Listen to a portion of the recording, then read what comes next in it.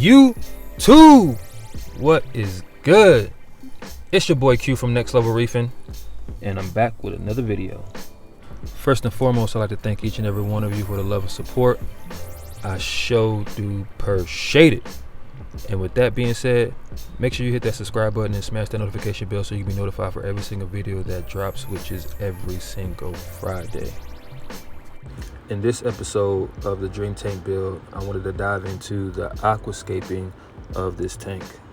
Give you guys my ideas and inspiration of how I got the aquascape as what you guys are seeing today. I actually remember this time to capture the moment of me aquascaping and showing you guys the materials I used and all that stuff, so you'll see that later on in the video. Now, as with everything else that I've done thus far with this tank, I'm taking my time and doing my research. You guys already know how I roll. So with that being said, I was researching YouTube videos to try to get some ideas and some inspiration. I was looking at photos, and you know, this actual aquascaping idea came from one of the photos from, I want to say, when I was looking at whether or not to get a Waterbox tank or a Red Sea tank. They had like an image of what your tank could look like if you had this or whatever, and I always, even with my 90-gallon bow front, I always wanted like arches and caves, and knowing that I wanted a peninsula, I wanted it to look good at all angles. And then also, you know, I still wanted to have some of the rock structure like being above the tank a little bit to kind of get that top of tank look. I know some of you don't like that and saying it's too high, but hey, you know, to each his own. Everybody's tank is going to be different. So that's why I took bits and pieces from what I've learned and what I saw and went from there. So I'm gonna take it a step back even further. So looking for the actual rock that I wanted to use for this tank to aquascape, I did a little bit of research on that too. And so with my previous tank, I had the like the white dry rock from BRS, and it, you know, it was good. I even had that in the 20-gallon because I didn't want to buy new rock, so I used the old rock that I had for my previous tank, and I used that for the 20-gallon holding tank. And I knew I didn't want that white rock look. Like, I kind of wanted it to look like it was already up and running, and had the coralline algae on it. So I came across the Caribsea dry rock, and I can say I've been more than impressed and pleased with the outcome when it came in. So the items that I got was the Caribsea Life Rock Arch XL 24-inch, and then I bought the 4-piece Caribsea Life Rock arches. So those are like the smaller ones, and it was like a 20-pound box. And then the last box I got was the Caribsea Life Rock arches and tunnels 4-piece, and that also was 20 pounds. And then once my tank finally came in, I did the inner dimensions of the tank, and then I went to Hobby Lobby and got like a mover's blanket to lay the rock on. And then with that measurement, I used like painter's tape to outline the size of the inner part of the peninsula tank onto the blanket, so I knew how much room I had on the sides from the overflow to the front of the tank, and also give me an idea to make sure that the look that I wanted would actually work, because I wanted to make sure I had enough room for not just viewing but also for cleaning purposes on all 3 to 4 sides of the tank. So what I used to actually mold all these pieces together once I had my idea, I actually got this from a couple of videos, but the main one was from CJ's Aquariums.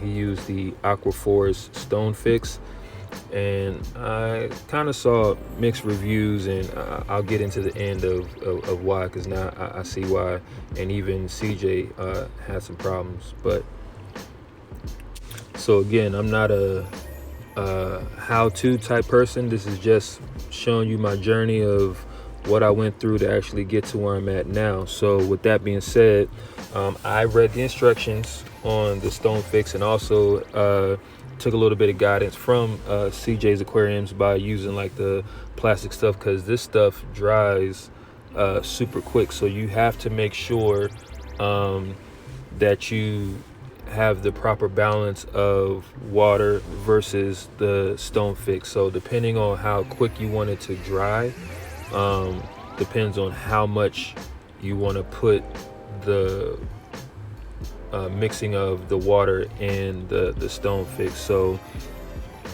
the good part is that it worked for like the smaller pieces, so the arches. So if you see in the first pillar, I actually used 2 arches and molded those together.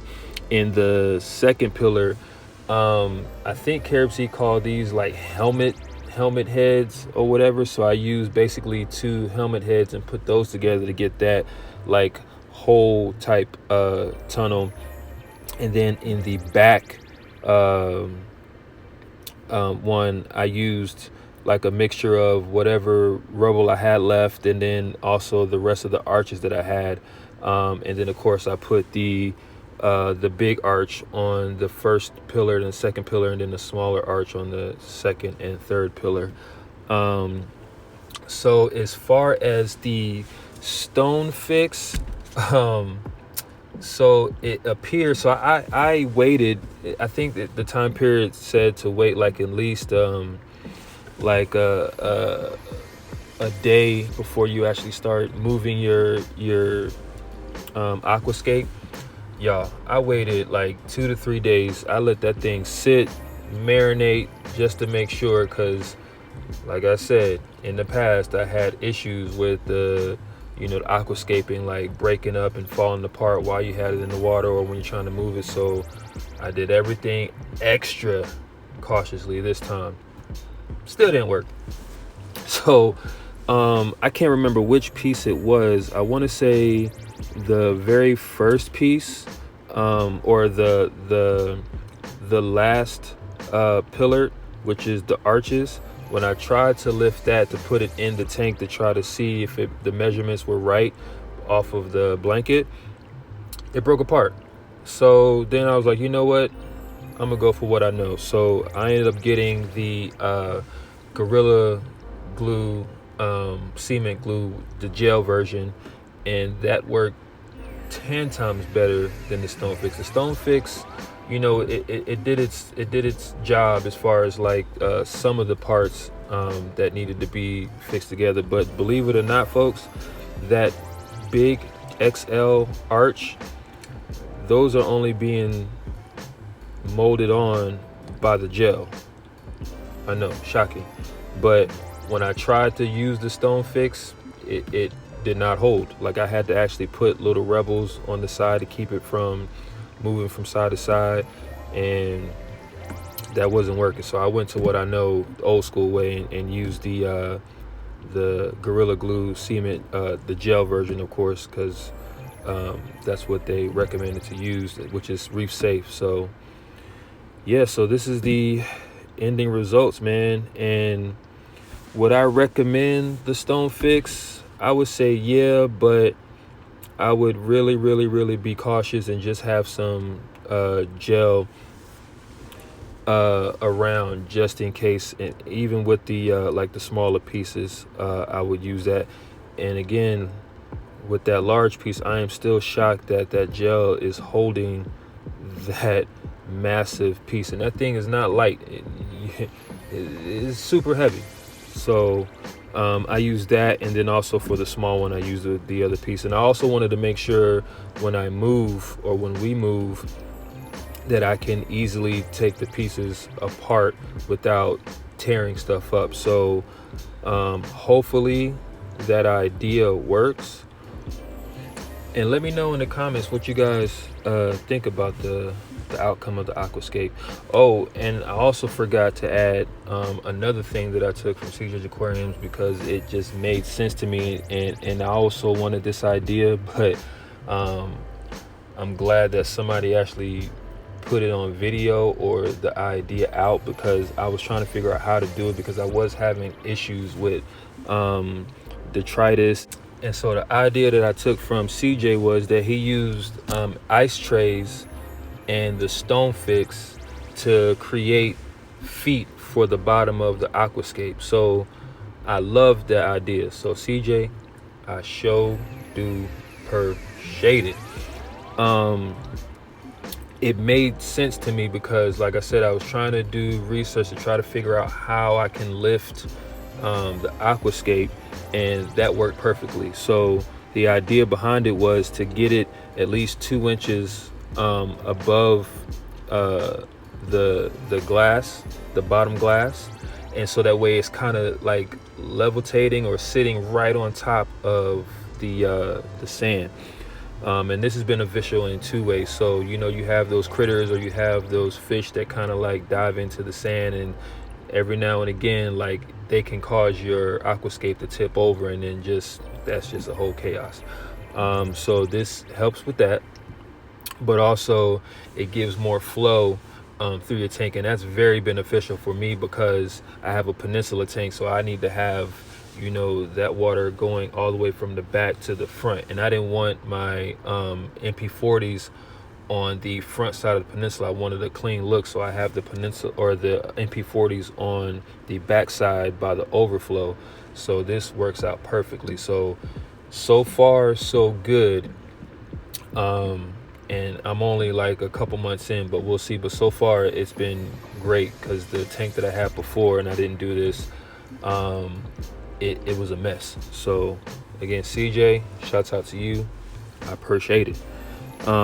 So I hope you guys like it. Let me know in the comments of what you think, what the outcome was, what you guys would have changed, what you guys do like about it, what you actually use to connect your rock together, what substrate did you use, and all that there. So once again, I sure do appreciate you guys, and I'll see you in the next video. Peace.